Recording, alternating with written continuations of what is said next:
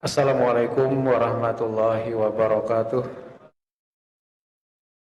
Alhamdulillahi rabbil alamin. Nahmaduhu wa nasta'inuhu wa nastaghfiruh.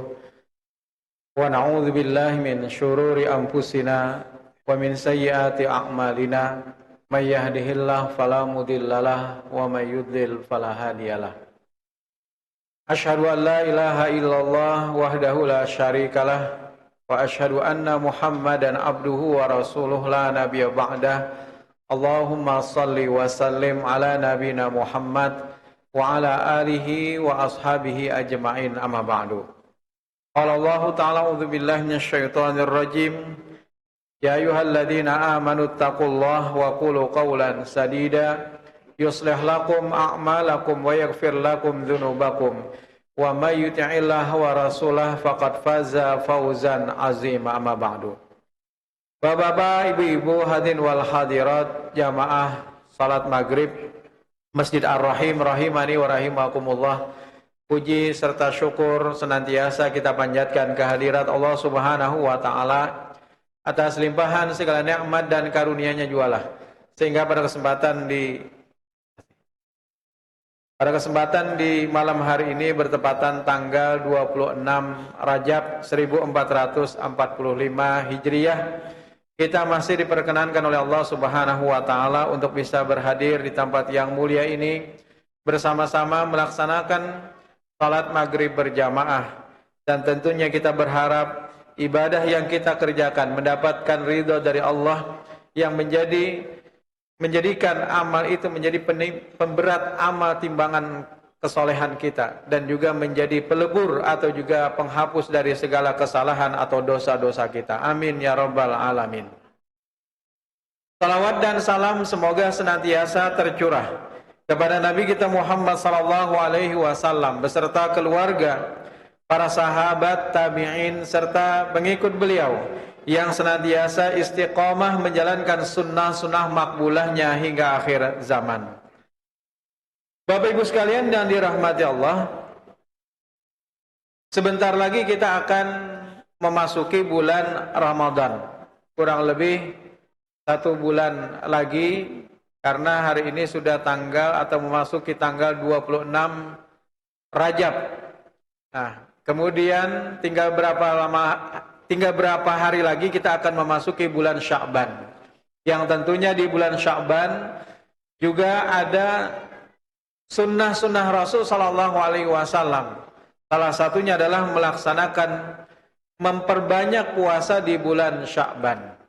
Jadi sebagaimana yang tersebut dalam hadis riwayat Aisyah, aku tidaklah menemui Nabi sallallahu alaihi wasallam yang beliau memperbanyak melaksanakan puasa secara penuh, kecuali itu terjadi pada bulan Ramadan. Dan aku tidak juga menemukan Rasul berpuasa hampir penuh. Maksudnya memperbanyak, tapi tidak sepenuh Ramadan. Kalau Ramadan itu selama 1 bulan penuh, tapi kalau di bulan Sya'ban Rasulullah SAW memperbanyak puasanya. Nah, Bapak Ibu sekalian yang dirahmati Allah, jadi mungkin ini juga adalah sebagai suatu pemanasan bagi kita sebelum menjelang datangnya bulan Ramadan. Maka hendaknya kita memperbanyak puasa di bulan Sya'ban. Sekurang-kurangnya ya puasa Senin Kemis misalnya, atau Ayyamul Bid misalnya, paling tidak dengan kita melaksanakan, maka kita sudah bersiap-siap menyambut datangnya bulan Ramadan. Bahkan para sahabat-sahabat Rasulullah SAW 6 bulan sebelum datangnya Ramadan, mereka sudah berdoa, berharap kepada Allah. Kanu yada'un Allah. Mereka berdoa, memohon kepada Allah sittata ashhur, 6 bulan sebelum datangnya Ramadan. Ayyuballighahum ila syahri Ramadan, agar Allah menyampaikan umur mereka atau juga memanjangkan umur mereka untuk menuju bulan Ramadan, Pak. Jadi silahkan kita berdoa, jangan imbah seminggu Ramadan akan datang hanya sadar, Pak, oh seminggu lagi jasidin Ramadan, setumat lagi datang. Nah, Jadi siogianya dari semenjak sekarang kita juga memohon, berharap mudah-mudahan kita dipertemukan dengan bulan Ramadan di tahun ini. Karena mungkin ada di antara sahabat-sahabat kita, sanak famili kita, atau mungkin juga keluarga kita yang sudah meninggal lebih dahulu dibandingkan kita, sehingga mereka tidak bisa menemui bulan Ramadan di tahun ini. Bahkan ada orang yang mungkin besok Ramadan, hari ini dia meninggal dunia. Nah, maka itu kita memohon, berharap kepada Allah.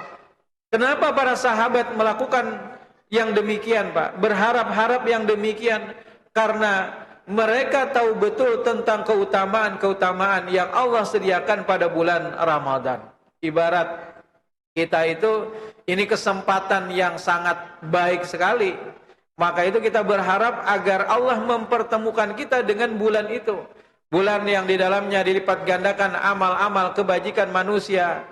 Bulan yang di dalamnya ditutupin rapat-rapat pintu neraka dan dibuka selebar-lebarnya pintu surga. Kemudian selanjutnya adalah bulan yang di dalamnya juga Allah memberikan ganjaran yang tidak berbatas dengan puasa yang dilakukan oleh seorang hambanya. Nah, maka itu kita berharap, Pak, sebelum datangnya Ramadan, kita berharap supaya Allah mempertemukan kita kembali dengan bulan mulia itu. Kemudian juga kanu yada'unallah, mereka para sahabat, kemudian juga tabi'in, atba'ut tabi'in, berdoa berharap kepada Allah sittata asyhur, 6 bulan setelah keluarnya mereka daripada bulan Ramadan. Dimulai dari semenjak Syawal, Dzulqa'dah, Dzulhijjah, kemudian Muharram, kemudian Safar, kemudian Rabiul Awal. Mereka berdoa 6 bulan namanya apa? Doa mereka ayyataqabbalahu minhum, agar ibadah yang mereka kerjakan pada bulan Ramadan itu tidak sia-sia, diterima oleh Allah Subhanahu wa taala. Karena rubba shaimin hazzuhu min siyamihi ilal ju' wal atas. Berapa banyak, kata Nabi, orang-orang yang berpuasa tetapi dia tidak mendapatkan apa-apa daripada puasanya, Pak. Maksudnya sia-sia belaka, dia telah menahan laparnya, hausnya, tetapi ternyata dia tidak mendapatkan apa-apa daripada puasanya. Nah, Bapak Ibu sekalian yang dirahmati Allah, berdasarkan maklumat yang telah diumumkan oleh pimpinan pusat Muhammadiyah, bahwa penetapan hasil hisab Ramadan, Syawal dan juga Dzulhijjah 1445 Hijriyah insyaallah akan jatuh bertepatan pada tanggal 1 Ramadan, ya jelas 1 Ramadan. Maksudnya itu bertepatan tanggal 11 Maret 2024. Jadi insya Allah di tahun ini sepertinya kita akan mengawali sehari lebih dulu. Karena apa? Karena tinggi bulan atau wujudul hilal itu adalah 0 derajat 56 menit. Nah, jadi umurnya sangat muda sekali, Pak. 56 menit. Nanti kita akan jelaskan ini. 56 menit 28 detik. Ibarat ada pemain menendang bola. Kemudian bola itu masuk, Pak, tapi cuma 1 senti. Nah, 1 senti dari garis gawang, Pak. Masuk, ditendang. Sekalinya masuknya kada sampai nyungsep ke dalam gawang, masuknya cuma lewat garis, cuma 1 senti saja, Pak. Kira-kira menurut pemain gol atau kada, Pak? Menurut wasit gol atau tidak? Pasti gol. Kalau seandainya wasit kada meniup gol, bisa dipukuli pemain, Pak. Abut pemain, kenapa jar kada gol, maka sudah masuk. Nah, jadi umur bulan pada saat itu atau wujudul hilal, hilal sudah wujud. Cuma umurnya adalah 0 derajat 56 menit. Kemudian 28 detik. Nah, kalau penetapan pemerintah bahwa 3 derajat, 3 derajat bisa dilihatkah? Kada bisa dilihatkah bulan? Pokoknya kalau sudah 3 derajat, maka itu sudah menandai bulan baru. Itu menurut versi pemerintah. Karena ini kecil sekali, kayaknya beda Pak. Sepertinya beda untuk mengawali Ramadan tahun ini. Tapi nanti Syawal atau juga Idul Fitri itu akan sama Pak. Akan sama karena tinggi bulan itu 6 derajat Pak. 6 derajat kan pemerintah 3 derajat. Ini 6 derajat. Maka sudah pasti insya Allah sama. Hari rayanya sama. Kemudian Dzulhijjahnya juga insya Allah akan sama. Karena 3 derajat 32 menit 39 detik. Nah, jadi wujudul hilalnya 3 derajat lebih. Insya Allah juga Dzulhijjahnya akan sama.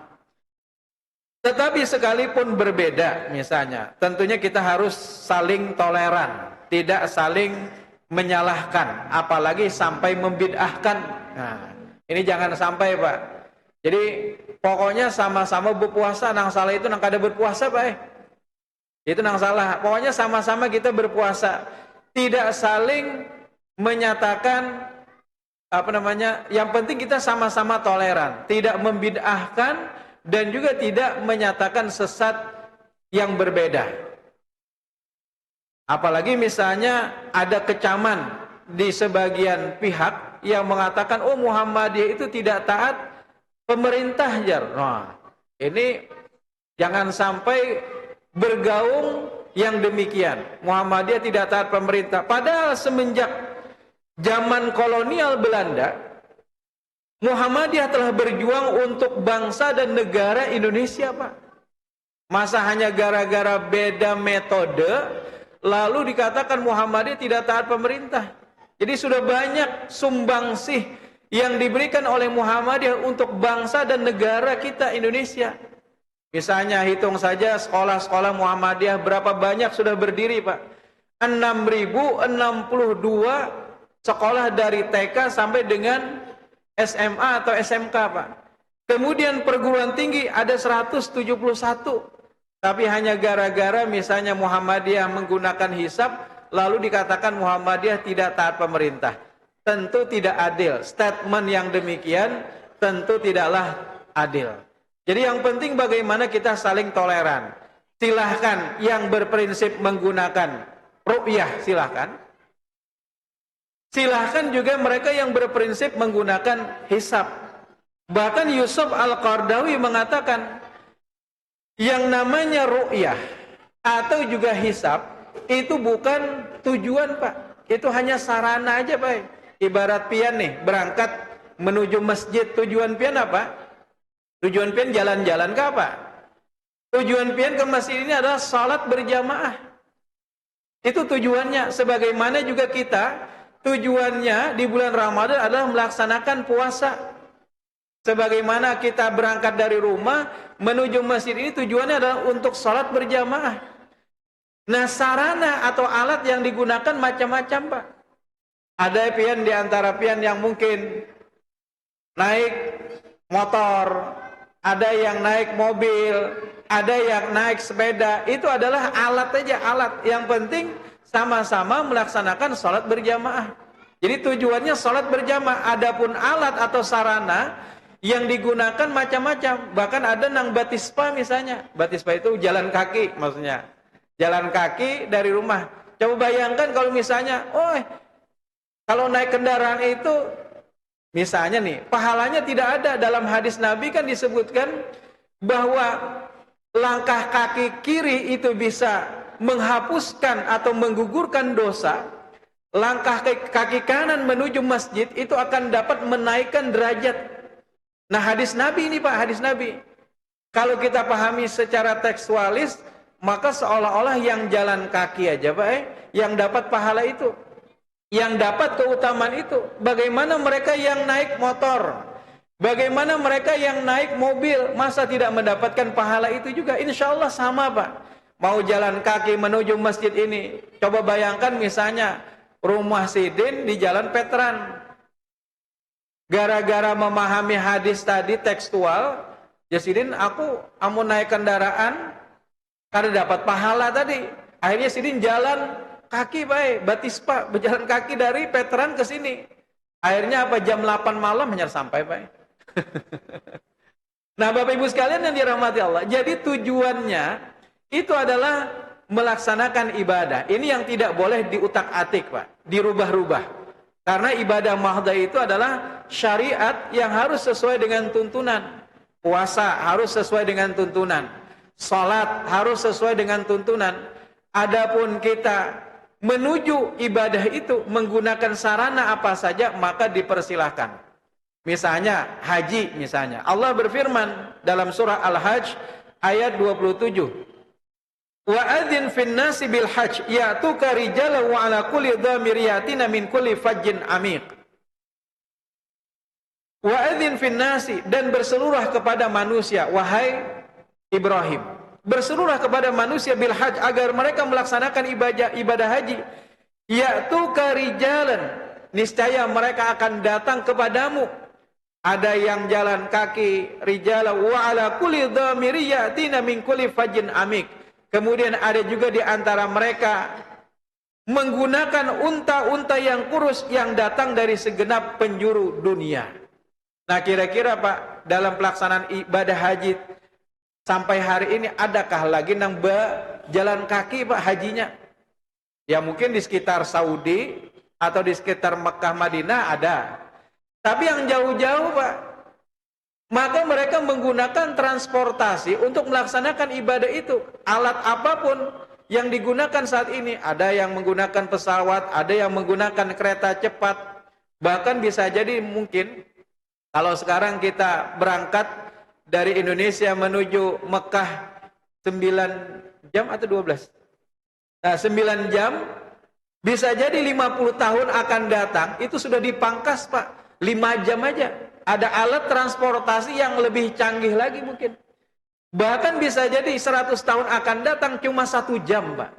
Dari Indonesia menuju Mekah. Nah, maka dalam hal ini sebenarnya itu adalah hanya sekedar alat, Pak. Alat.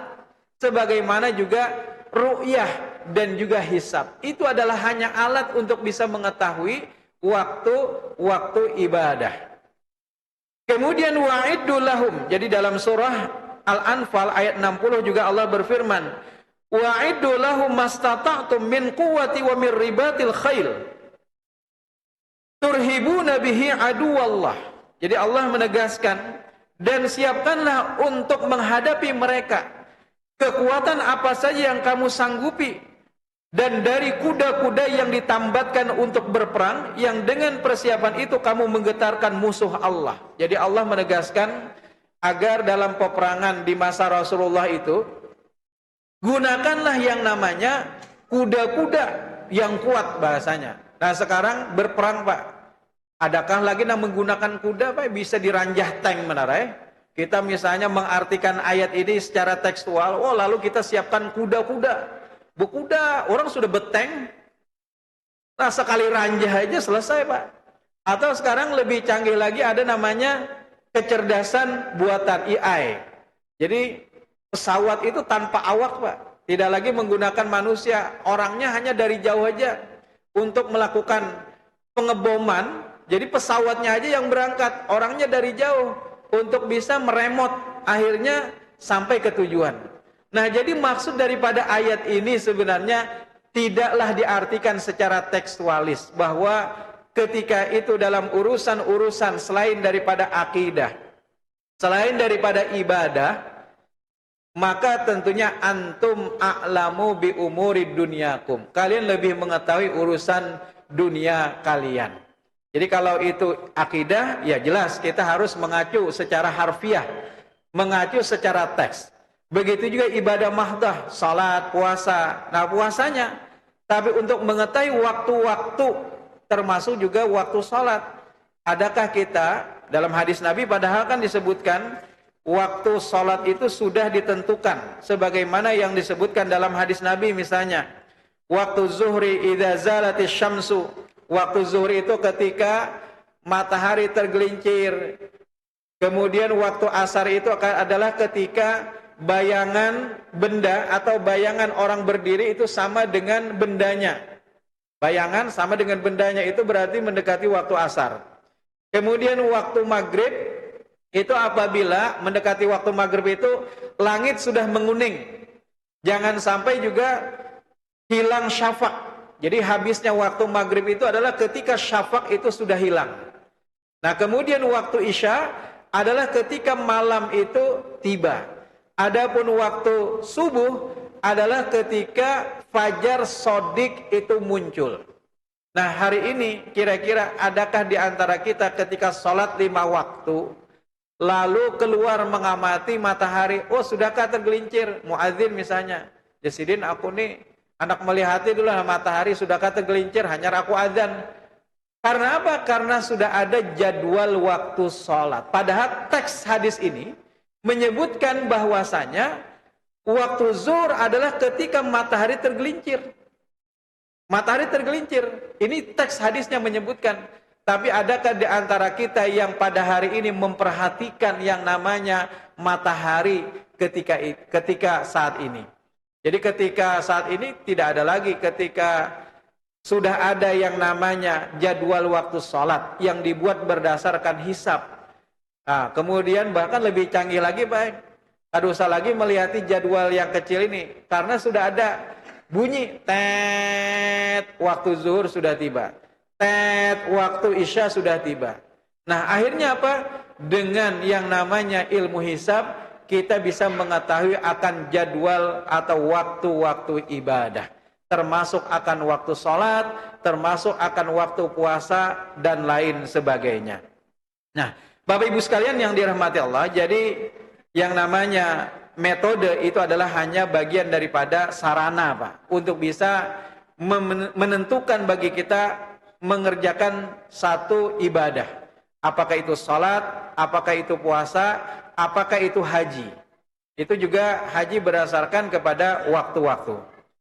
Nah kemudian juga misalnya salah satu contoh yang lain, karena Rasulullah SAW ya'kulu bi thalathi asabi'. Adalah Rasul SAW makan itu menggunakan 3 jari Pak. Rasul makan dengan 3 jari.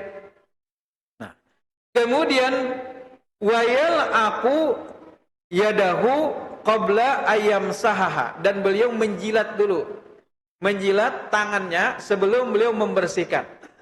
Nah makna 3 jari ini kalau kita artikan secara teks harfiah, kayak apa Pak? Kalau misalnya yang pian makan itu soto, nah kayak apa?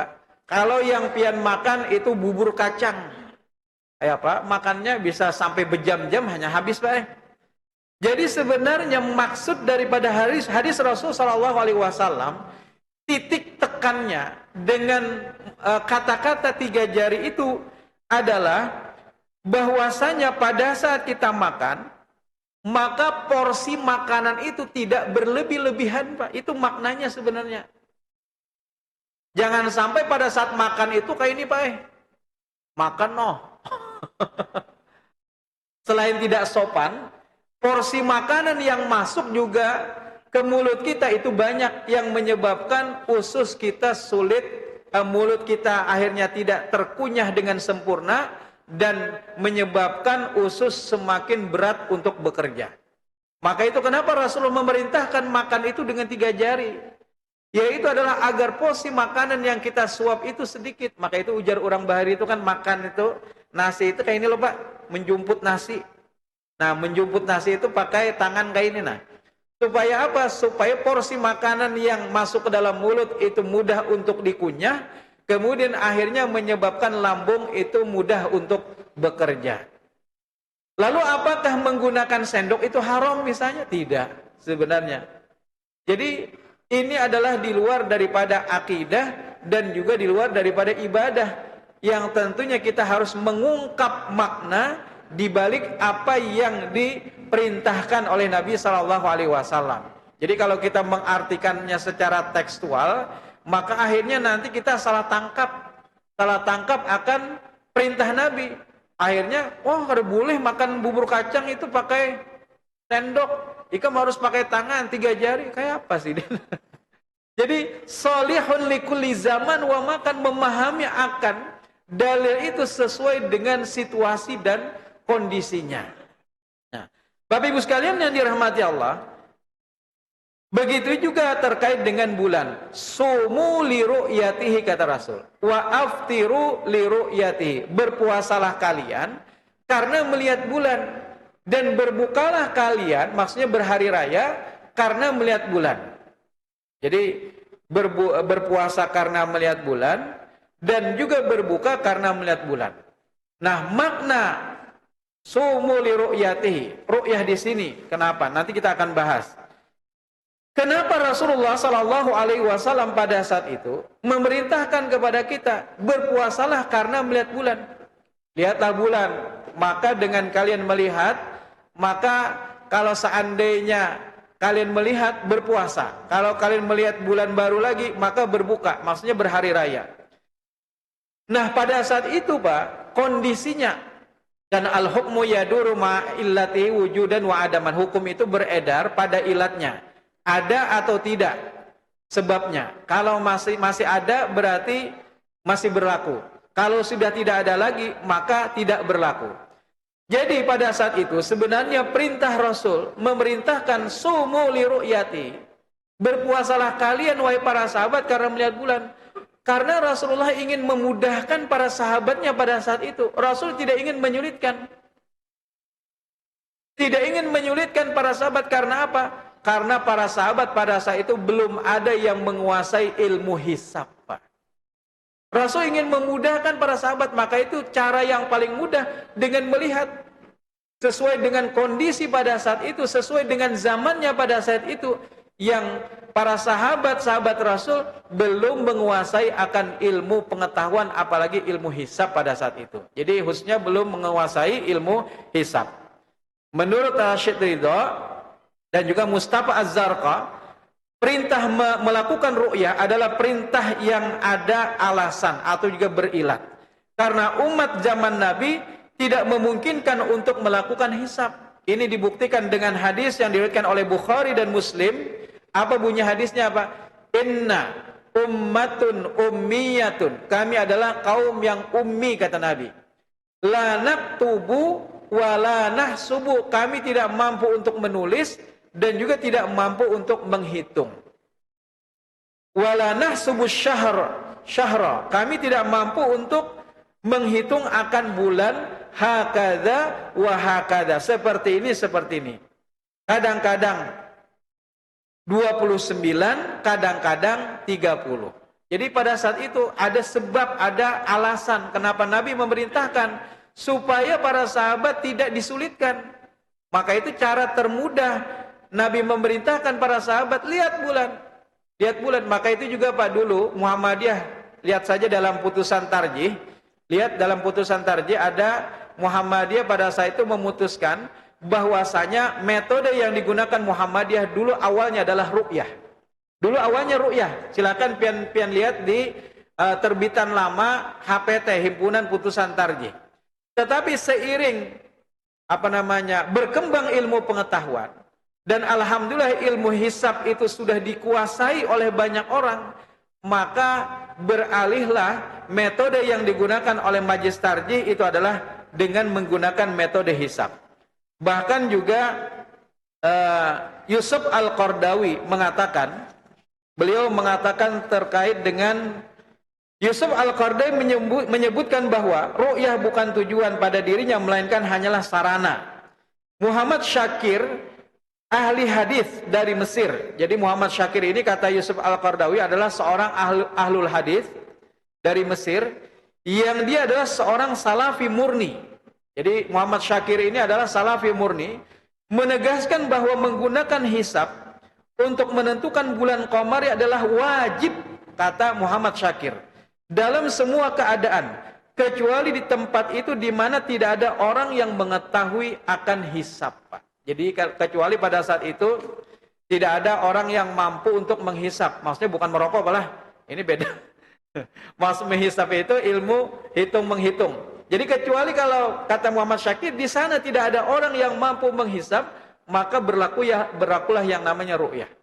Tetapi manakala sudah ada orang yang mampu untuk melakukan hisab, maka tentunya digunakanlah yang namanya hisab. Nah, Bapak Ibu sekalian yang dirahmati Allah, oleh karena itu dulu awalnya Muhammadiyah juga ru'yah. Tetapi seiring berjalannya waktu dan alhamdulillah sudah banyak yang menguasai akan ilmu ini, maka Muhammadiyah beralih dengan metode yang lebih memudahkan bagi umat Islam. Nah, Bapak Ibu sekalian yang dirahmati Allah, nah, selain daripada itu, penggunaan metode hisab, ini bukan kita mengenyampingkan yang namanya metode ru'yah, tidak, tetapi kita ingin menjelaskan saja kedudukan di antara keduanya. Jadi bukan sembarangan saja, bukan sembarangan juga dalam artian penggunaan metode hisab ini berdasarkan dalil nakli dan juga dalil akli, Pak. Pertama, misalnya dalam surah Ar-Rahman ayat 5. Asy-syamsu wal qamaru bihusban. Matahari dan bulan itu beredar menurut perhitungan, Pak. Menurut perhitungan. Kemudian di dalam surah Yunus ayat 5. Huwallazi ja'ala asy-syamsa diya'a. Dialah Allah yang menjadikan asy-syams, matahari itu bersinar. Wal qamara nura, dan bulan itu bercahaya. Jadi bulan itu bukan bersinar, dia hanya memantulkan cahaya dari matahari, Pak. Wa qaddarahu manazila, dan Allah telah menetapkan manzilah atau juga tempat-tempat rotasi daripada bulan, matahari dan benda-benda langit lainnya. Supaya apa? Kenapa harus ada rotasi itu, Pak?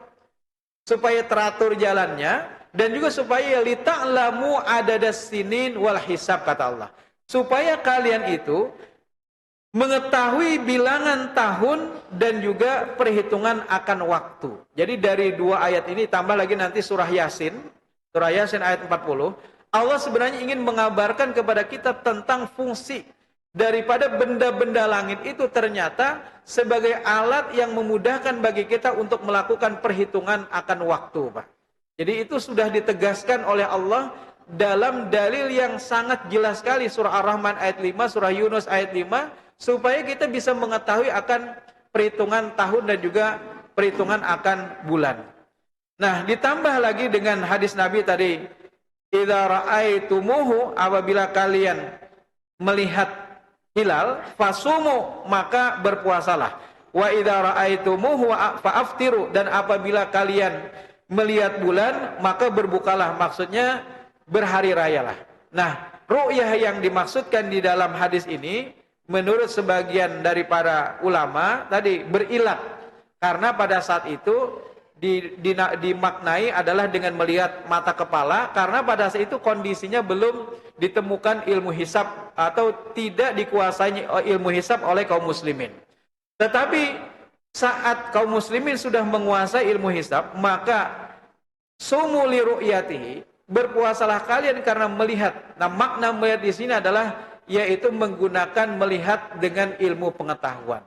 Jadi kata melihat ro'a yara itu tidak diartikan saja bahwa dengan melihat secara kasat mata, tetapi juga ro'a yara itu bisa juga diartikan melihat dengan panca indera yang lain atau juga dengan ilmu pengetahuan. Nah, Bapak Ibu sekalian yang dirahmati Allah, inilah dalil-dalil yang disebutkan baik itu dalam ayat Al-Quran maupun hadis Nabi. Yang kedua, dalil nakli. Yang kedua, dalil akli, Pak. Nah, dalil akli. Jadi yang namanya, nah ini ada 3 syarat, Pak. Jadi tidak juga hanya sekedar menghitung. Memang ru'yah itu ada 2 macam, Pak. Ada ru'yah, maksudnya hisab itu ada 2 macam. Ada hisab bil urfi, ada juga hisab bil hakiki. Nah, hisab bil urfi ini maksudnya menghisab tapi berdasarkan kepada adat kebiasaan. Contohnya nanti ada berita masyarakat di Sulawesi yang berpaham apa itu? Aboge kalau tidak salah. Jadi mereka itu menghitung, tapi menghitungnya itu berdasarkan pasang surut air laut. Nah, itu sudah semenjak turun-temurun dari nenek moyang mereka, Pak. Jadi mereka menghitung, tapi menghitungnya itu berdasarkan pasang surut air laut. Nah, ini Muhammadiyah tidak menggunakan itu. Muhammadiyah menggunakan hisab hakiki. Menghitung dengan betul-betul dilakukan penghitungan secara akurat. Yang kedua, wujudul hilal. Nah, syarat wujudul hilal itu menurut para pakar astronomi internasional akan terjadi.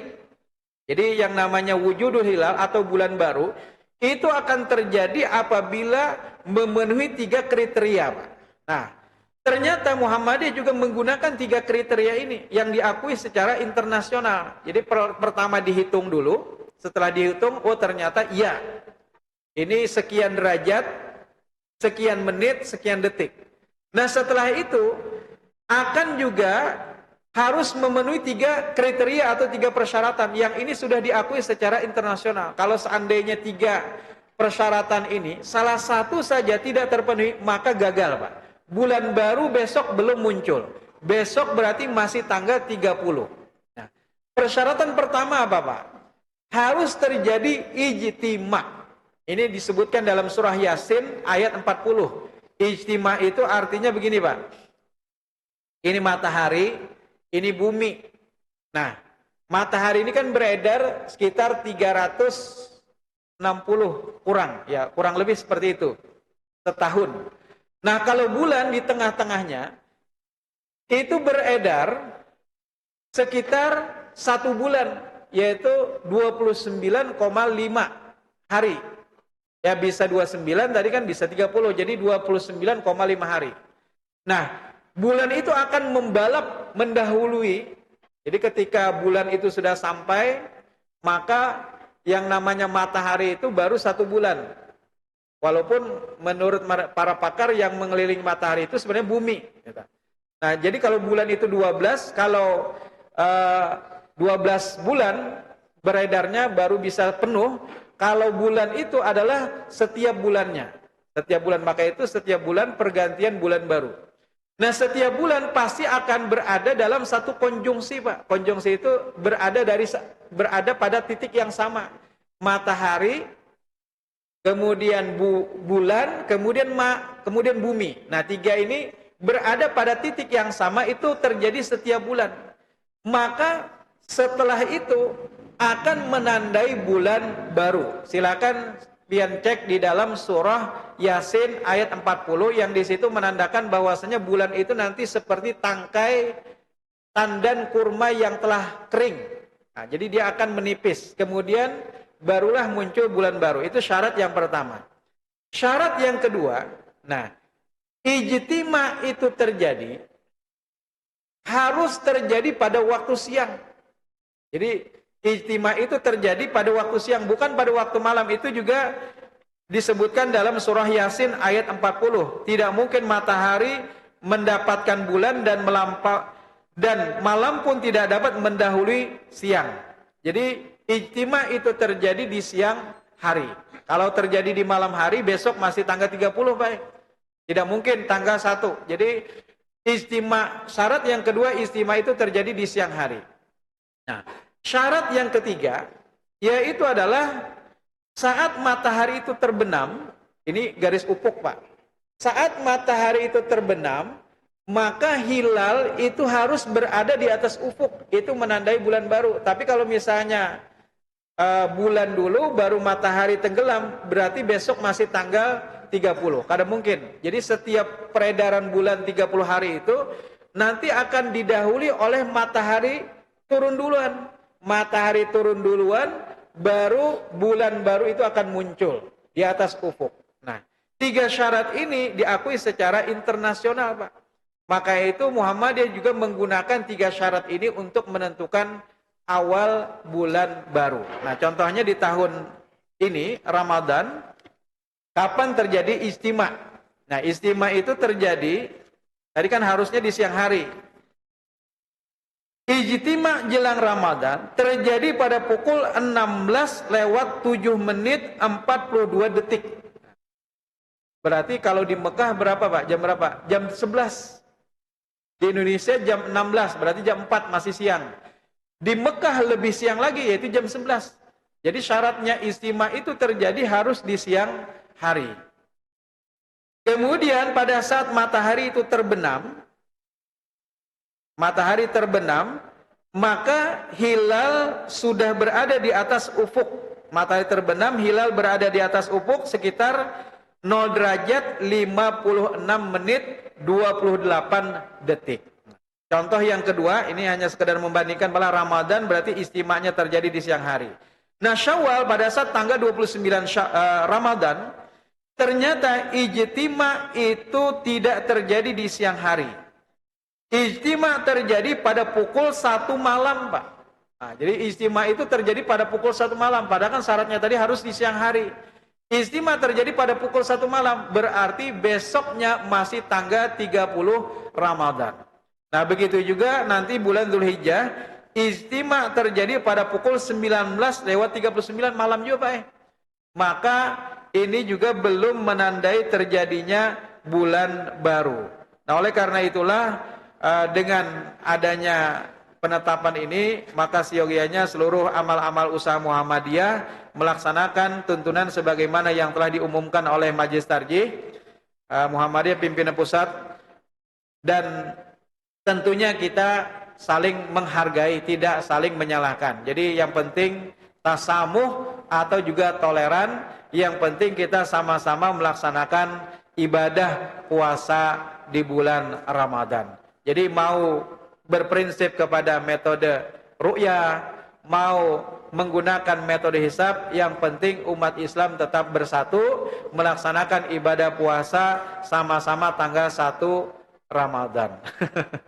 Sama-sama tanggal 1 Ramadan, Pak. Jadi tanpa harus menghardik, tanpa harus menjelek-jelekan, apalagi membid'ahkan, apalagi mengatakan sesat misalnya dengan apa yang dipedomani oleh masing-masing. Demikian yang bisa ulun sampaikan, lebih dan kurangnya mohon maaf. Sebenarnya ingin menyampaikan juga tentang kaifiat tuntunan salat tarawih, tapi karena waktu juga yang tidak memungkinkan, insyaallah di kesempatan yang lain. Subhanakallahumma wa bihamdika asyhadu an la ilaha illa anta astaghfiruka wa atubu ilaik. Wassalamualaikum warahmatullahi wabarakatuh.